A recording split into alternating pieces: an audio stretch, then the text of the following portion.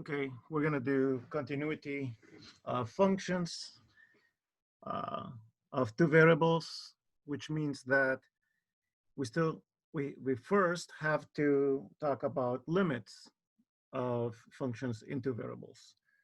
So first, in Calc 1, in Calc 1, we had limits of functions. Um, um, and one way to prove that a limit does not exist, if it doesn't exist, pretend this is the x-axis and then the y-axis would be vertical. If a function comes up to say 5 and then it jumps suddenly down to say 3, so this is a point and this is a hole, but the function continues here, then this function is, of course, it is discontinuous. But in addition to that, the function does not have a limit at this point. Let's say this point is 7. There you go. The input is 7, so x equals 7. Y equals 3 here, and y would be 5 there. So in this case, we're approaching 7 from two directions, the left and the right. So the limit in this picture, the limit, we're going to assume the name of the function is f of x. The limit of f of x as x approaches 7 from the left. So 7 from the left would be 5. And the limit of the same function as x approaches 7 from the right would be, so coming this way, would be 3. Yeah. Since, of course, 5 is not equal to 3, well, the limit of the function on one end, as x approaches 7 from the left, is not equal to the limit of the same function as x approaches 7 from the right, and consequently,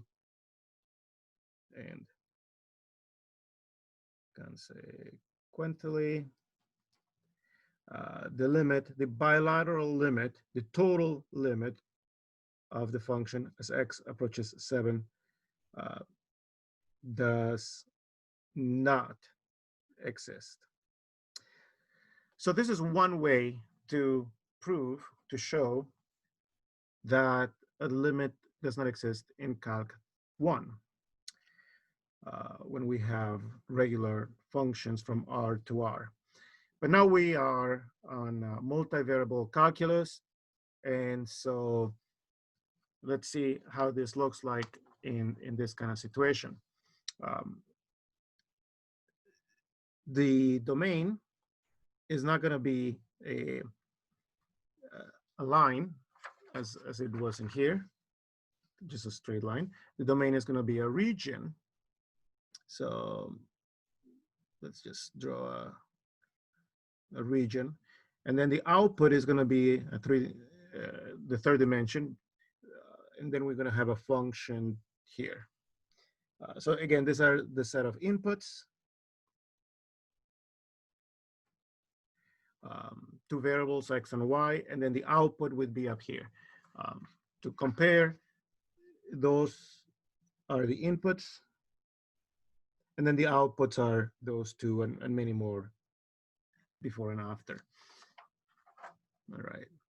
So pretend this is the output corresponding to this point. And the question is, well, do we get this output regardless of which direction we come from? And here we have a problem. Well, we could come from many different directions. See, with one dimension, you can only come from the left and from the right. There's no other way to come to this point, but left or from the left or from the right. That's it. Here, on the other hand, there's many ways to get to this point. You can get to this point from this direction or from this direction or from this direction. Well, those two are kind of the same direction, one from this side of that direction and this from this side of that direction. Same thing here. So let me take another picture of that. Let's look at it from the top. So this is a top view of approaching a point. Again, you can come this way, you can come this way, which is kind of the same direction, two sides of the same direction. You can come this way, you can come horizontally or vertical. And to make matters worse, there's more. I don't want to pile up too many arrows in one picture, so that's why I'm showing you more pictures.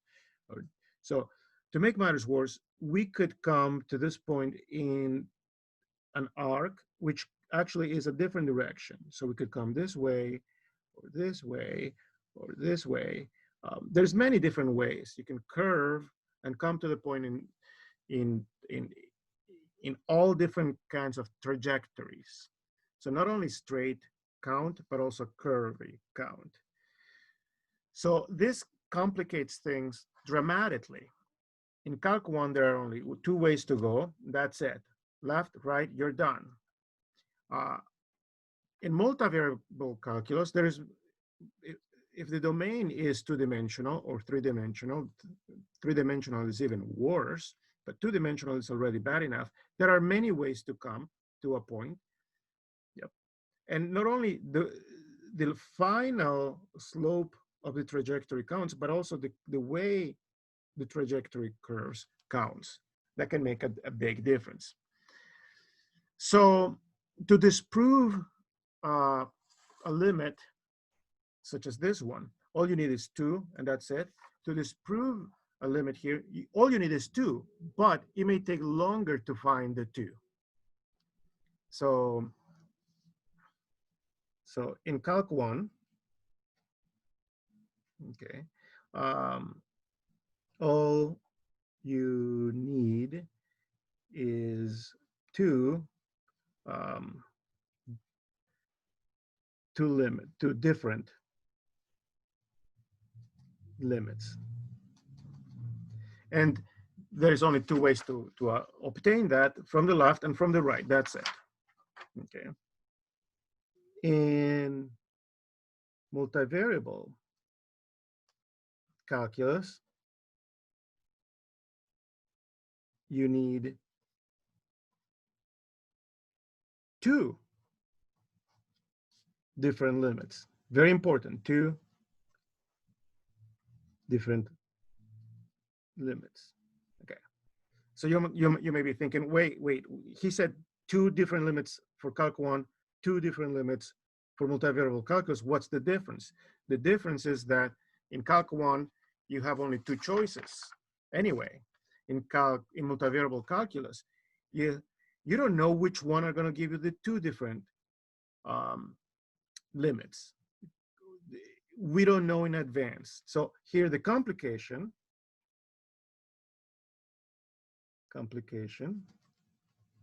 is that we may not know in advance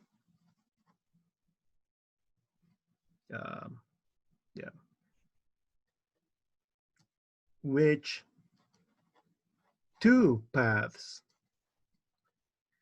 yield different limits.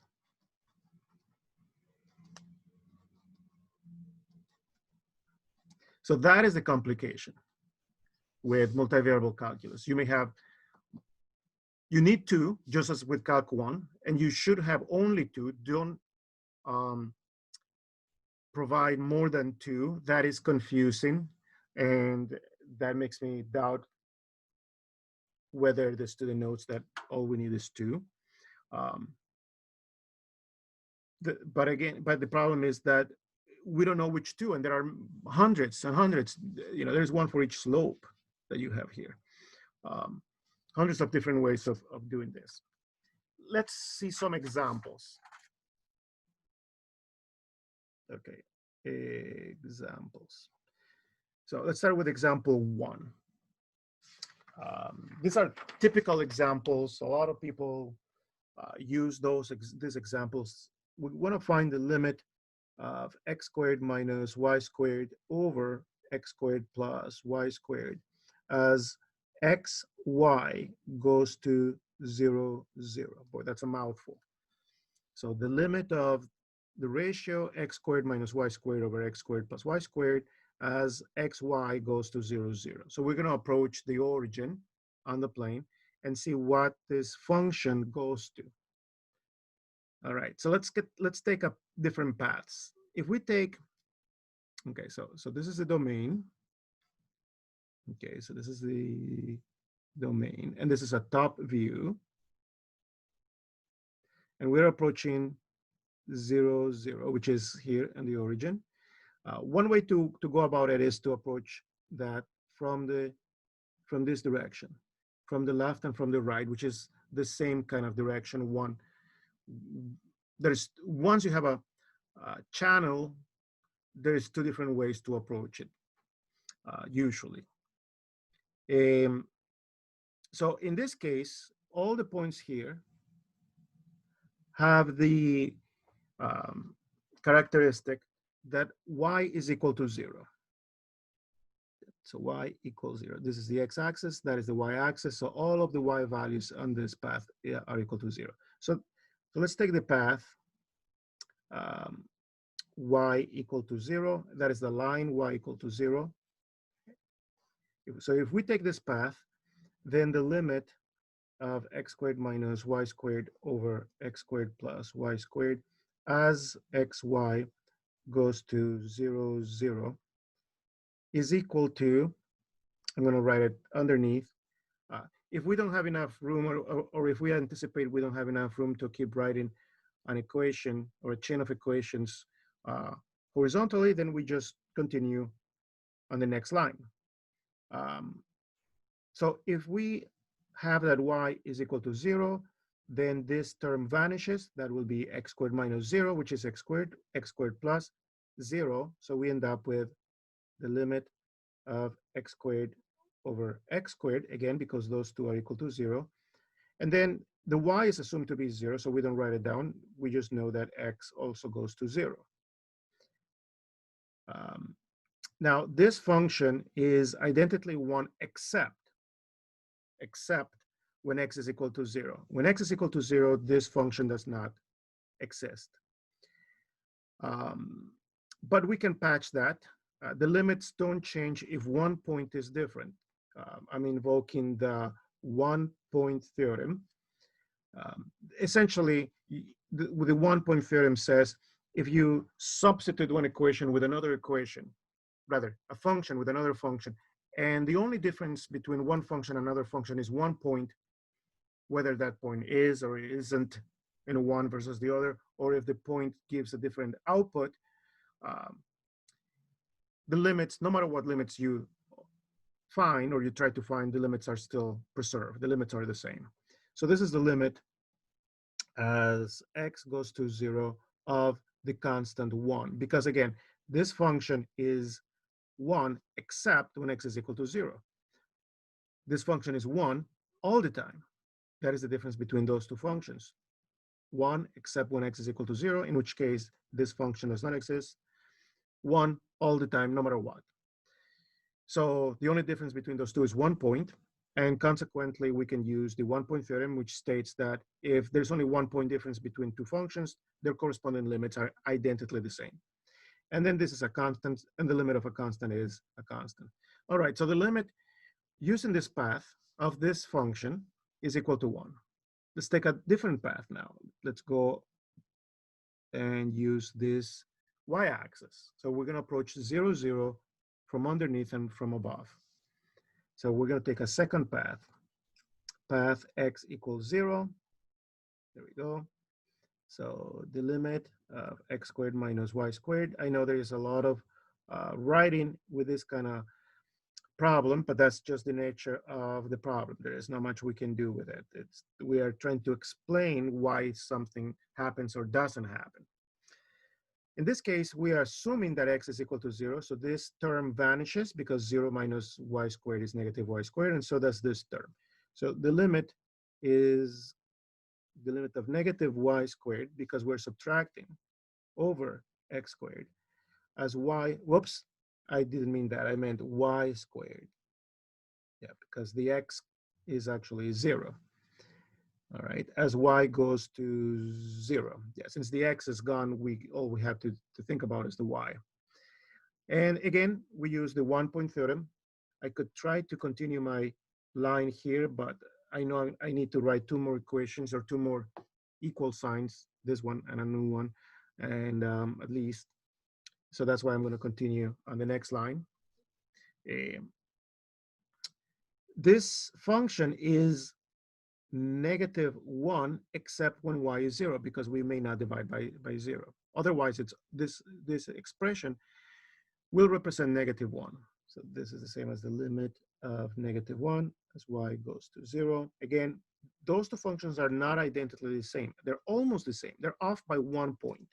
So we're using the 1-point theorem, OPT for 1-point theorem. And the limit of a constant is a constant. There's no need to justify that. Okay, so on one hand, if we approach the function from this line, from the x-axis, either from the left or from the left or from the right, we get 1. If we approach the function from the y-axis, did I say x, y-axis? Let me start all over, sorry about that. If we approach this point from using the x-axis, we obtain an output of 1 when we take the limit. If we approach the 0, 0 on the y-axis, we get -1. And clearly, 1 is not the same as -1, and consequently, we cannot have a total limit at that point. Okay, so the conclusion is that the limit of x squared minus y squared over x squared plus y squared as x, y goes to 0, 0 does not exist. Why not? Because, and you have to show all of this work. I'm writing the conclusion, but this work supports the conclusion because the path y equals 0, because path y equals 0 yields 1, and path x equals 0 yields -1, and of course 1 is not equal to -1. All right, so this is a little bit of a proof. We're proving that the conclusion is that this limit does not exist. So there's a conclusion. You don't have to circle it, but I want to circle it for emphasis. So there's a conclusion, which is a full sentence. There's the noun, does not exist. So we are saying something about this. We are making a judgment about this expression. Why not? Because under this path, we get one value. Under this path, we get a different value. We're emphasizing that they're not equal. And this is the work that supports what we're stating down here. So there's three parts to this. The conclusion, which should be a judgment, a statement, the main reasons why, and then we are supporting those reasons that we mentioned.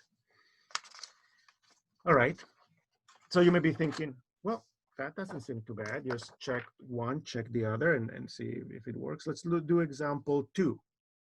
Let's look at a second example. Again, these are fairly universal examples.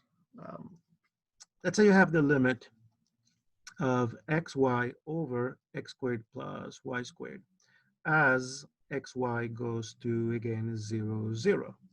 Does that limit exist? And if it is what I said, and if the limit does not exist, then we have to show that it doesn't. So there's a question mark. What is that limit equal to? Does it have even a value? Mathematics overlaps a little bit with philosophy in the sense that we have to establish the existence of concepts or ideas or things. So does that limit even exist? Does it even make sense? The fact that we can mention it doesn't necessarily mean that the item actually exists. Anyway, let's take paths as we did before. So take the path y equal to 0 as we did in example 1. So let's start with the limit xy over x squared plus y squared as x, y goes to 0, 0. So we're starting with the original problem, original limit. Now y is 0, which means that x, y will also be 0. Multiplying by 0 gives us 0. Y is 0, so this term vanishes in the denominator. So we really have the limit of 0 over x squared as x approaches 0. There's no need to put the y because we already know the y is equal to 0. Now, is this equal to 0? That's a question mark. Limit as x approaches 0. So is this equal to that? The answer is no. As a function, we're talking about functions. As a function, it isn't, because we cannot divide by 0, which means that this does not have an output when x is 0. When the denominator is 0, this has no value. This one has always a value because this is a constant. So those two are not as functions. The functions are not equal. They're off by 1 point. But that's not a big deal due to the 1 point theorem. The 1 point theorem says that if two functions are off by 1 point, regardless of whether the output exists on one function or doesn't, or whether the output is equal, if they're off by 1 point, then the limits are not affected. The limits are preserved. So this limit is the limit of a constant, and we know that the limit of a constant is the constant itself. So I'm just going to squeeze it here on this line. So we get that if we take the path y equals 0, we get 0. And you may be thinking, okay, now let's take the path x equals 0. Well, I don't have to redo this, because notice that this expression is symmetric with respect to x and y.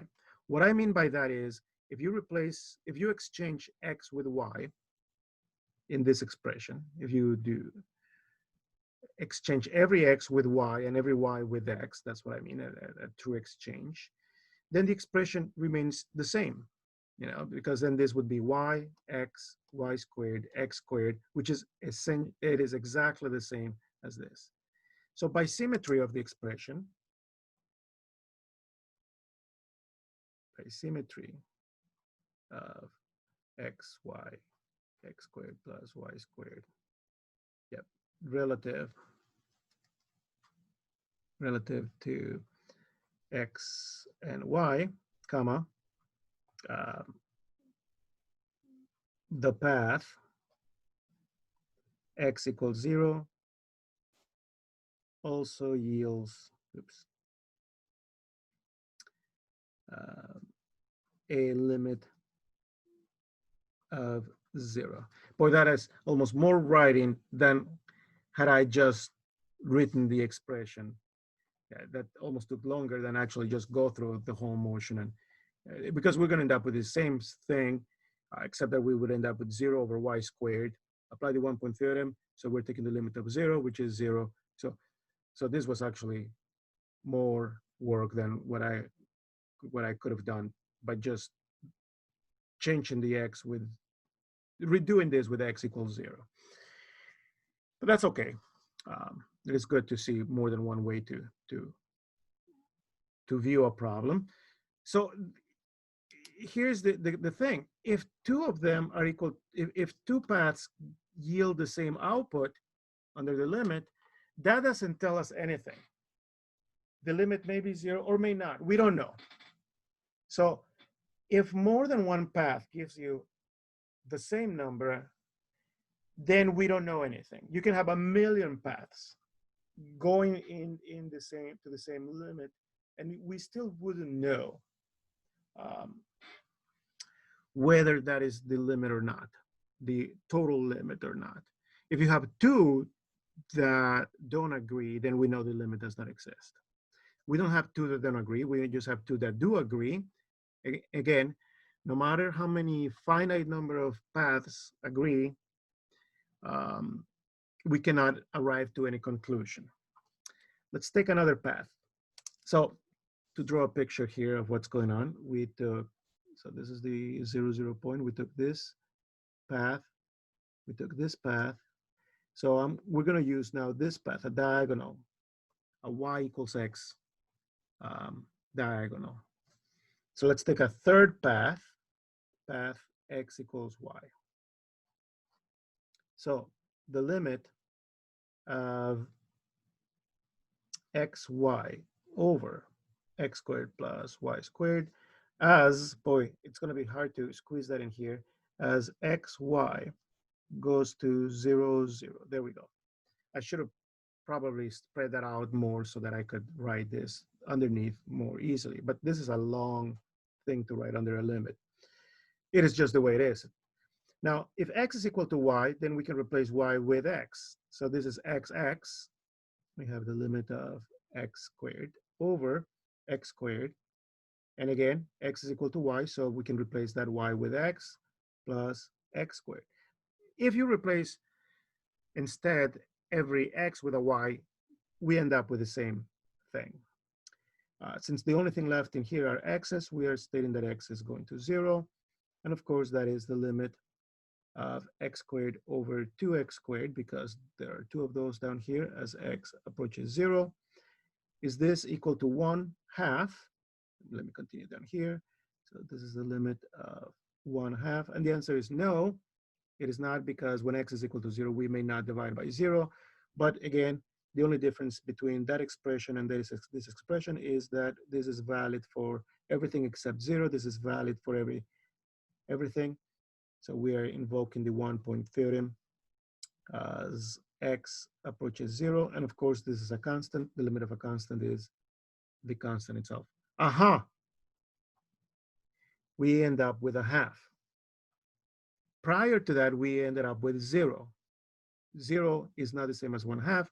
So this proves that this limit does not exist. Let's write it out.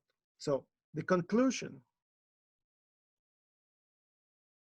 is that the limit of xy over x squared plus y squared as xy goes to 0, 0 does not exist. DNE for does not exist.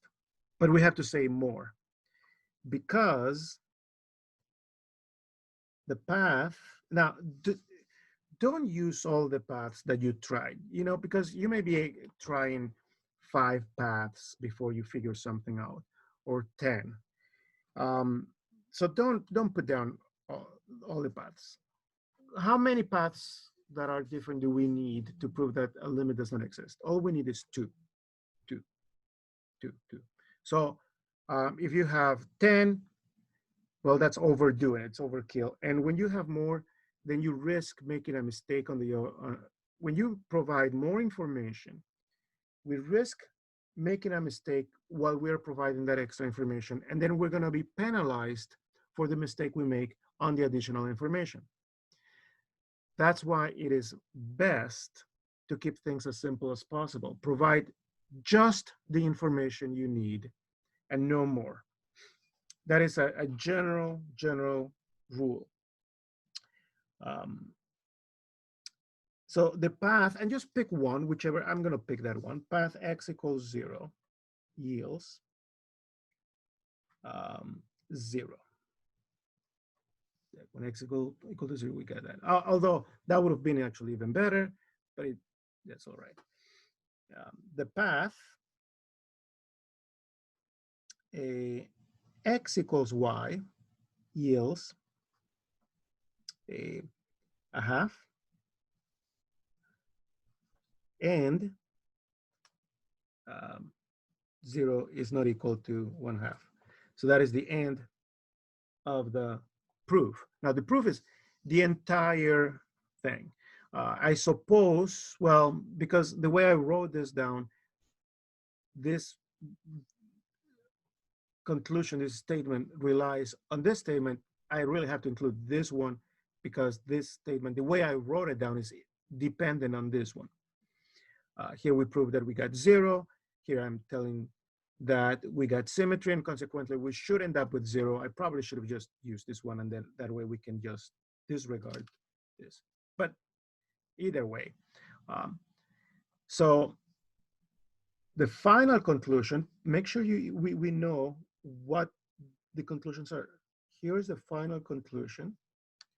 Why? Because we get two different outputs and we are stating which paths yield those outputs. And here's the work that supports how we got those outputs under those paths. So the entire page, the whole sheet is the solution. The solution is not this that I circle, it is the entire sheet. And any flaw, any logical flaw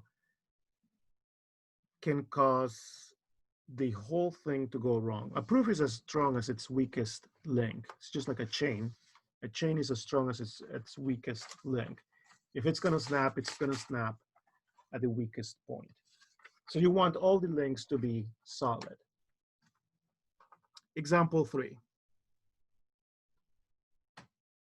We're gonna, so this is a new example. We're gonna consider the limit of x y squared over x squared plus y to the 4 as x, y goes to 0, 0.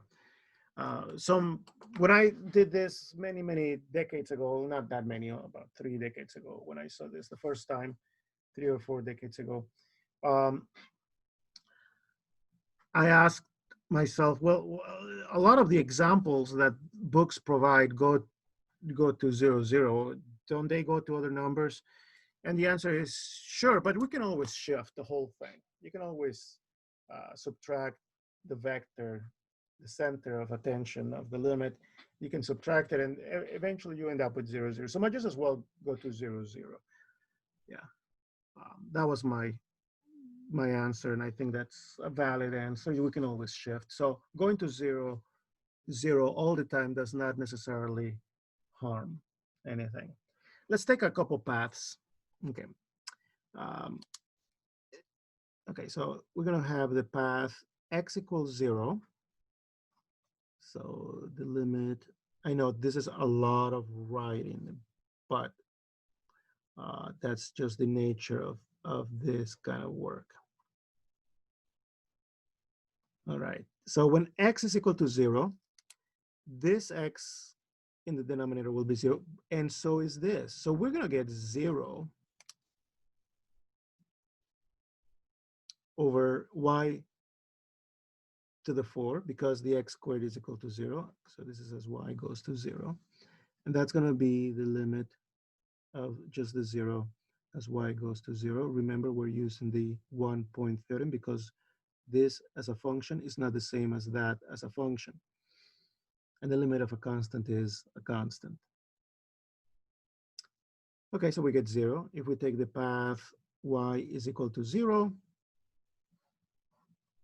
then again, the limit x y squared over x squared plus y to the 4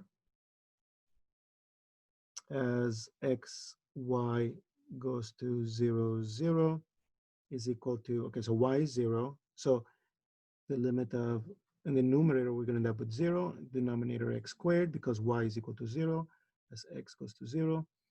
This is the limit, whoops, equals to the limit of 0, which is 0. Don't forget to write down what is going where. X is going to 0, and we're using the 1 point theorem.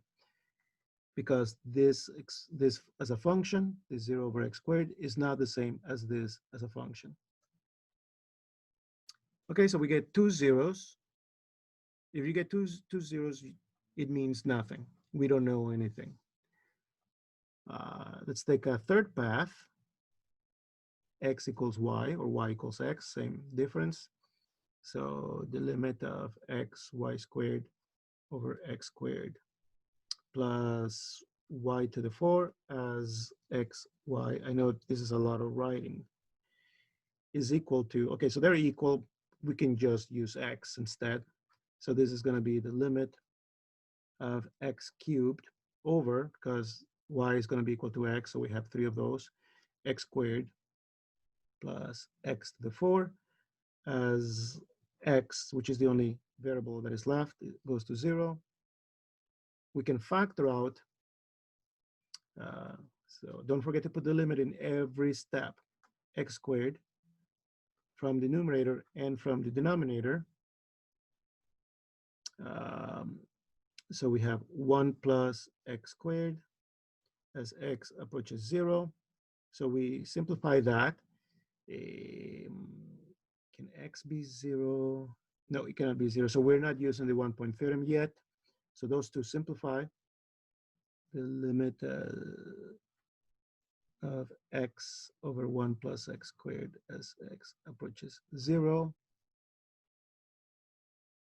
Yep. And if we have a rational function, as in this case from calculus 1, we know that if we can plug in, then we will just do it. There's the direct substitution property that can be used. So we did not use the 1-point theorem because even though here we cannot plug in 0, I take that back. We cannot plug in 0 here, but we could plug in 0. So yes, we're using the 1-point theorem because 1 point has been added to the function. So again, this function as a whole has a hole at x equals 0. This function as a whole has no hole at x equals 0. Yep. So we're using the 1-point theorem. And in Calc 1, we have seen that if you have a rational function and you're taking a limit and there is no problem with the domain, you can simply plug in the number and that will do. So we're using the direct substitution property for limits, one-dimensional limits, and that's going to give us 0 over 1 plus 0 squared, which is just 0 over 1, which is 0. So this path gives us 0. This path gives us 0. This path gives us 0. Okay, so that means that we get 0 everywhere. In fact, we can take a million more paths right now. I'm going to use a new sheet. Okay, so 3. So we are still in example 3. Okay, so let's take a generic path y equals mx. So mx means take any slope and just approach from here, from there, from, doesn't matter. We can have a negative slope. So from all different directions going straight. All right, so we're dealing with a limit of x y squared over x squared plus y to the 4. Let me double check. Yep, as xy goes to 0, 0, xy goes to 0, 0. So I don't have enough room here, so I just broke this little line into two parts. Okay, so we have a new path, which is really millions of paths at once. Okay, so I'm going to substitute the y with mx. So this is the limit x times mx quantity squared. Again, we're substituting the y with mx over x squared plus mx to the 4. Yep, as x, which is the only variable left, we're assuming for the time being that m is fixed, and it could be any slope as x goes to 0. Okay, there are 3 x's on the numerator, but we can factor out 2 of them, and so can we here. So this is the limit x squared. So the x squared factors out, and we still have m squared x. M squared x. As x goes to 0. On the denominator, we can factor out x squared. So this is what is left after factoring out x squared. And in the denominator, we have 1 plus m to the 4x squared. M to the 4x squared. There we go. So because when we raise this monomial to the 4th power, we end up with 4m's and 4x's, but 2x's come out. We simplify those. We're making use of the 1-point theorem. Yes, 1-point theorem. So this is the limit of m squared x over 1 plus m to the 4 x squared as x approaches 0. This is a rational function. No big issues here as far as domain goes. So we can just use the direct substitution property, plug in 0 in other words. Now, when we plug in the number, in this case 0, by using the direct substitution property, remember, as soon as we apply the direct substitution property, the limit is gone. Just want to emphasize, the limit is gone. So direct substitution property clears up the limit. So we have m squared times 0 over 1 plus m to the 4 times 0 squared. Well, that's going to be 0. Regardless of what the value of m, we're going to end up with 0. And this is going to be 1. So the whole thing turns out to be 0. Okay. So we get 0 coming from the horizontal line, the vertical line. We get 0 coming from every single direction, as long as we got straight. So somebody could think, well, the limit has to be 0. If coming from all different directions we get 0, shouldn't the limit be 0? It makes sense. And the answer is no. Even though coming from all different directions, it looks like we should, coming from all different directions, we still end up with a limit of 0. That doesn't mean that the total limit is 0. There's a path that does not yield 0. So if we take x to be y squared, which is a parabola. Let's see what happens to the limit. So we're going to take this path. The limit of xy squared over x squared plus y to the 4, xy goes to 0, 0. All right, so let's perform the substitution. We have the limit. Every x can be exchanged with a y squared. So we have y squared, y squared. This x becomes y squared, and so this one is already y squared. X is y squared. So when we square the x, we get y to the 4. Y to the 4 plus y to the 4. As y goes to 0, well, that is y to the 4 over 2 of them. So that is y to the 4 over, whoops, let me scratch that. This is the limit of y to the 4 over 2 times y to the 4 as y goes to 0. Simplify that, in which case we are using the 1-point theorem. So this is the limit of 1/2 as y goes to 0. This is a constant. The limit of a constant is a constant, so we get 1/2, which is not the 0 we've been consistently getting from previous paths. So what happens here is that, okay, if you come and use this path, the parabola, so if you come this way or this way, using this particular parabola, we are going to end up with 1/2.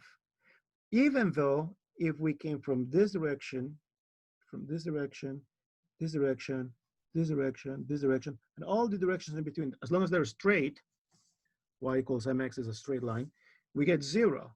But if you come on a curve, then you get 1/2. Isn't that weird? That's wild. How come if we come straight, you get 0, but if you come on a curve, you get 1/2? This particular curve. Whoa, whoa, whoa, whoa. That's totally bizarre, I think. All right. Yeah, so in 3 dimensions, because that is just the domain in 3 dimensions, so there is the domain coming in every direction straight, you get 0. But if you come this way, you're going to get 1/2. Or this way, you're going to get 1/2. So you get above 0, even though coming straight to the point, you get 0. And that is totally bizarre. It's totally weird, in my opinion. So, but we did a lot of work, but we need to now arrive to the conclusion or draw a conclusion. The whole point of doing a lot of math, I didn't mean it that way. What we are supposed to do in a lot of the math we do is arrive to a conclusion. So what is the conclusion? The conclusion is that the limit of xy squared over x squared plus y to the 4 as xy goes to 0, 0 does not exist. That is our conclusion. This is a judgment. This is a statement. We're saying something about that limit, a definite. We're saying something about the limit, that it does not exist, without a doubt, no question about it. Why not? So we got to be ready to back it up, because the path, now, implicitly here, we took millions of paths all at once, all different directions. You know, if m is 1/2, you can substitute m with any number. 1/2, you get 0. If m is 25, you get 0. If m is 2020, you get 0. If m is 8, you get 0. No matter what value of m you put, you're going to get 0, because the m was not relevant in obtaining the 0. See, x is going to be 0, so whatever the value of m is, you get 0. Same thing here. So we did many paths. Just pick one, please, because otherwise you are providing more information. And what's wrong with providing more information than necessary? The problem is that we could inadvertently make a mistake while we're providing the additional information, and then we're going to be penalized for making that mistake. So just take one path. Let's pick the first one we did here, x equals 0. Yeah, so the path x equals 0, and we can write first one,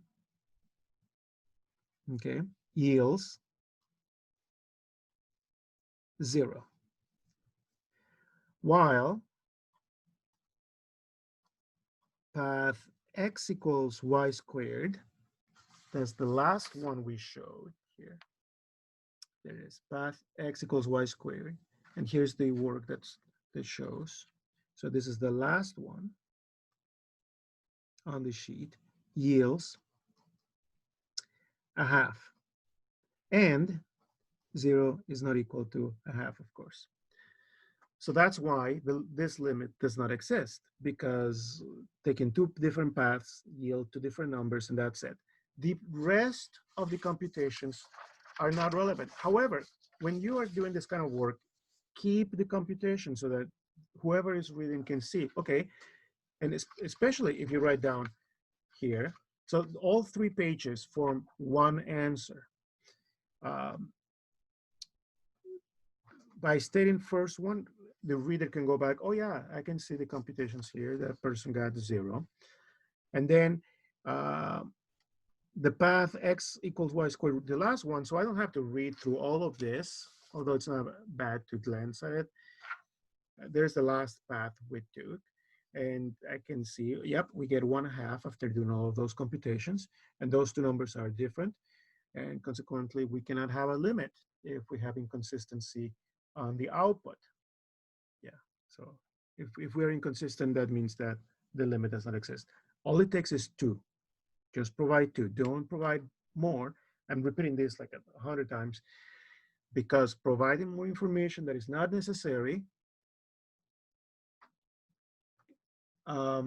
brings the risk of making a mistake while providing that additional information, and then we can be penalized for making that mistake, which we would not be penalized if we did not bring that information. Now, that is a risk. I'm not saying it will happen,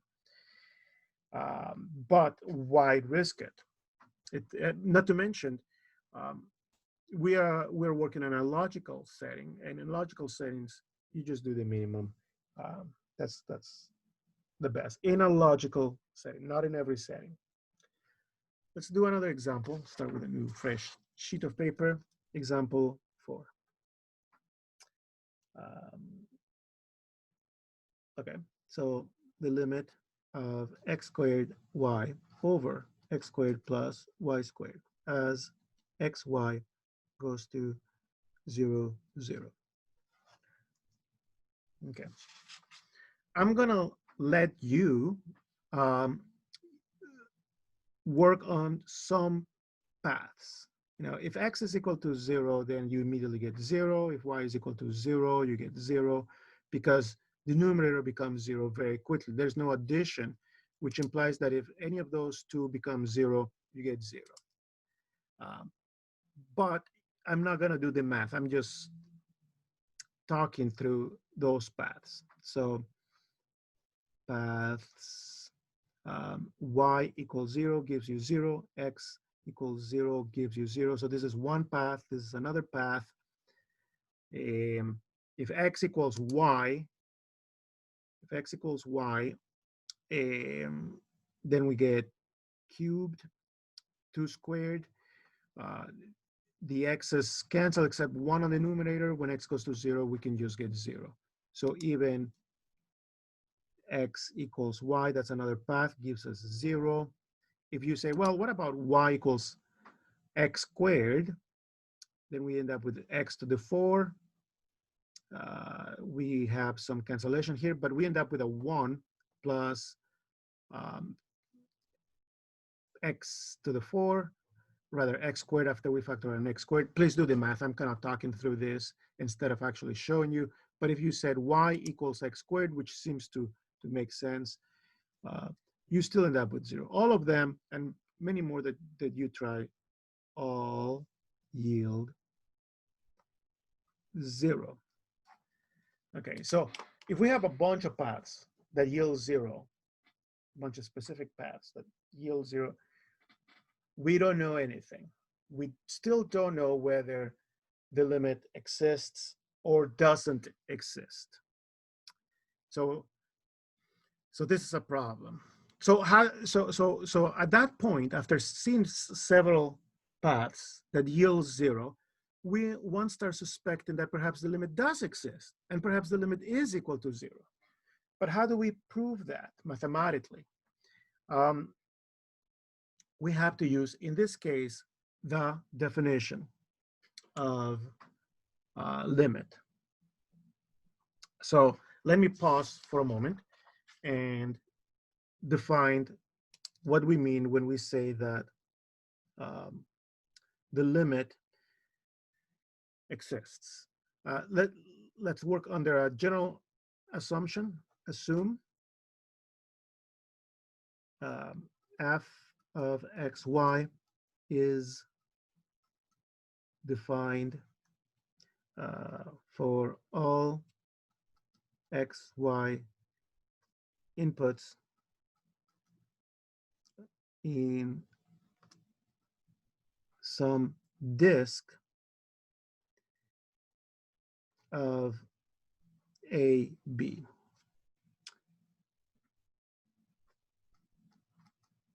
Except possibly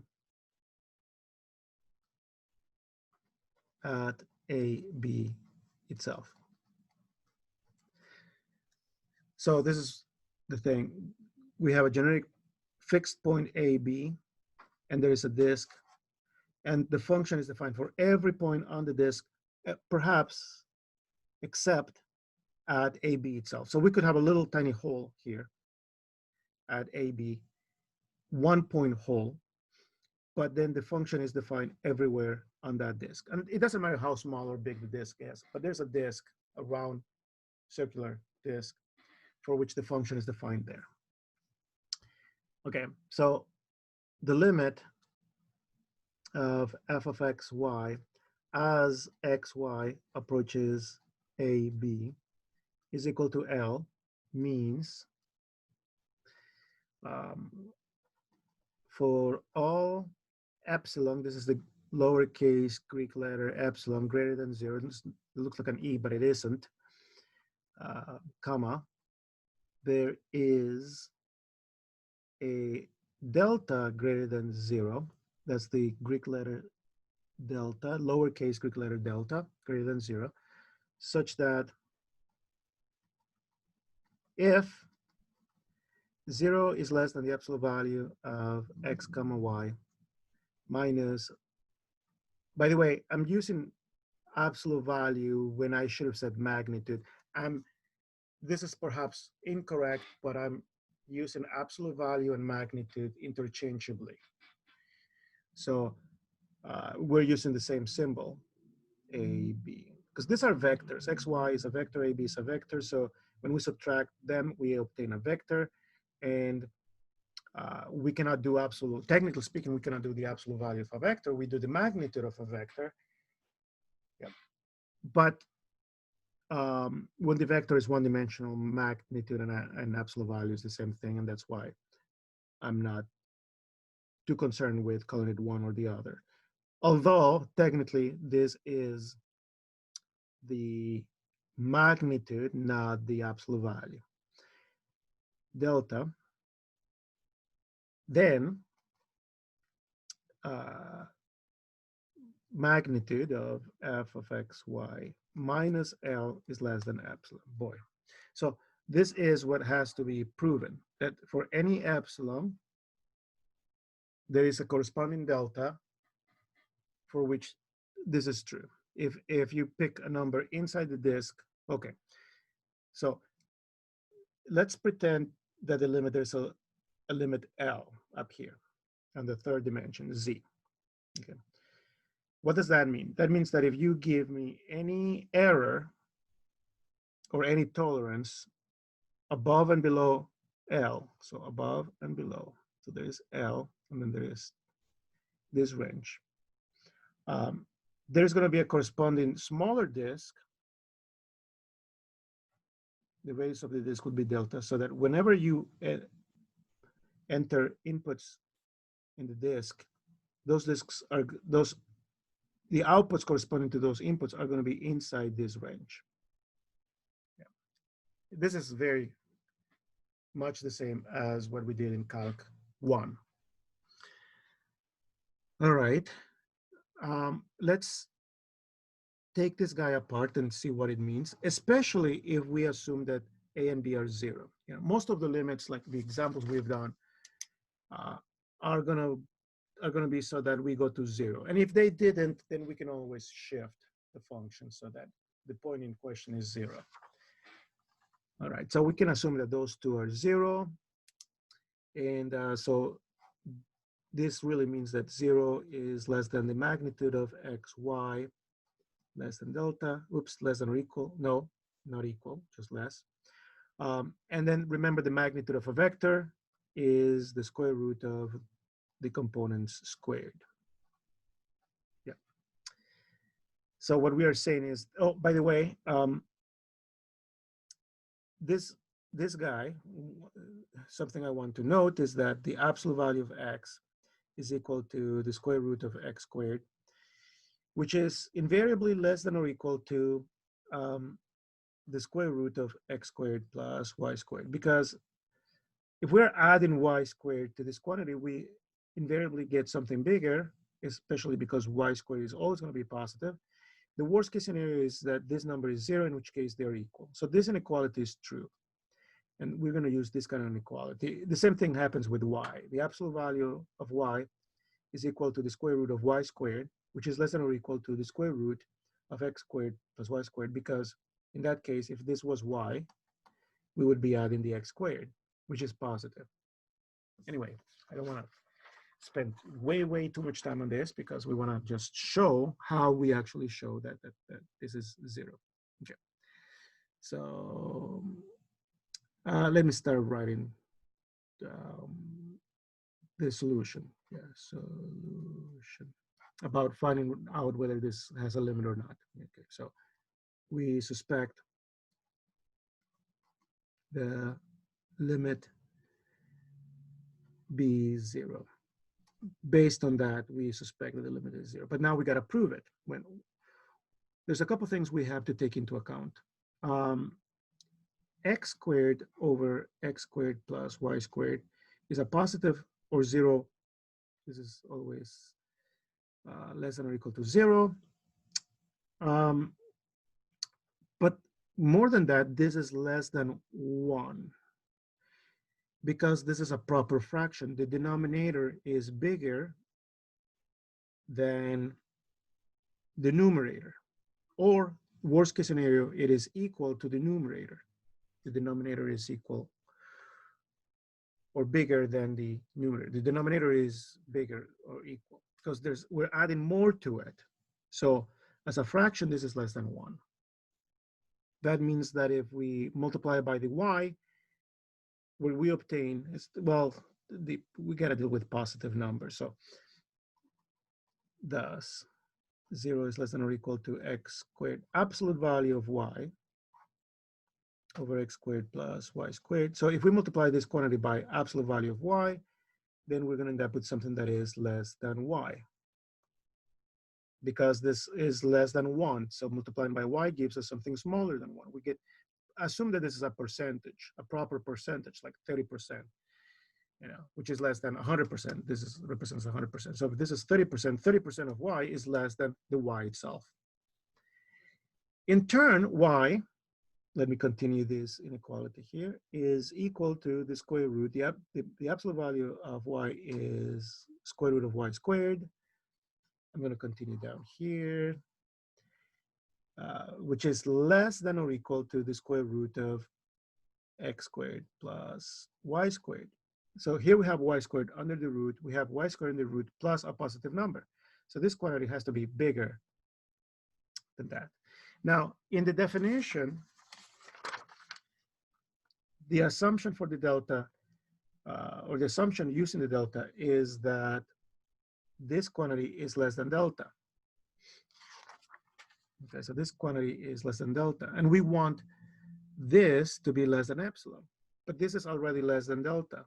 This quantity is already less than delta. So the bottom line is this. Let me tell you what is going to happen. So here's the actual proof. I'm going to prove that the suspicion that the limit is equal to 0. Okay, so assume epsilon is greater than 0, comma. Let delta be equal to epsilon. Okay, because the delta has to, not necessarily always, but it can be related to epsilon. We have to have a way to declare the delta. Okay, so what do we want to prove? What we want to prove, the punchline. The punchline of the definition is that the function minus the limit is less than epsilon. I don't want to run out of room, so I'm going to use a new page here. So this connects with that. I'm going to use tape. So this is really a longer page. There we go. Okay. So assume that is true. Okay. So what we want to prove is that if this is true, then this is true. Oh, okay. So also assume that 0 is less than the magnitude of xy minus 0. Oh, I'm running out of space. I'm going to start down here. 0 is less than the magnitude of xy minus 0, 0, less than delta, the delta which is equal to the epsilon. Okay, remember what that means? That means that, or that 0 is less than square root of x squared plus y squared less than delta, which is the same as epsilon, because we established that. So we're assuming this, we're assuming that, well, we're letting delta be equal to epsilon. We're also assuming that this is happening. So we have the 3 parts of this definition, 1, 2, 3, and now we have to arrive to this conclusion. Okay, so what is the conclusion? That the absolute value of the function is this guy, x squared y over x squared plus y squared. X squared y over x squared plus y squared. So we can say now, comma, minus, we claim that the limit is 0. 0. All right. that is equal, well, the 0, you can neglect it. So we have x squared over x squared plus y squared. We have the absolute value. This is positive, positive, positive, so there's no need to put absolute value on those. The y may or may not be positive. We don't know, so we're going to put the absolute value on the y. Yeah. Now, this fraction that is not in the absolute value is a proper fraction. The denominator, just this that I'm circling, that is proper. I'm going to make a note of that. That's a proper fraction. It's less than 1, or 1, or 1. So that is going to be less than or equal to just the absolute value of y. All right. But the absolute value of y, as we established earlier, is the square root of y squared, which is less than or equal to the square root of x squared plus y squared. Because if we add x squared, we're going to get something bigger. Worst case scenario, we are adding 0, which we end up with the same. Yep. But we are assuming that that quantity, the x squared plus y squared under the root, is less than delta. But delta is the same as epsilon. So this line, this long line that took more than 3 lines to write, or 3 lines to write, establishes that thus x squared y over x squared plus y squared minus 0 is less than epsilon, which is exactly the conclusion we want to arrive to. So by definition of limit, the limit of, whoops, the page is getting too long, of x squared y over x squared plus y squared as x, y goes to 0, 0 is equal to 0. And the work really starts here with the proof. The rest was just a way to come up with some connections, but really, here's the answer. The proof is, assume that you got to follow the definition.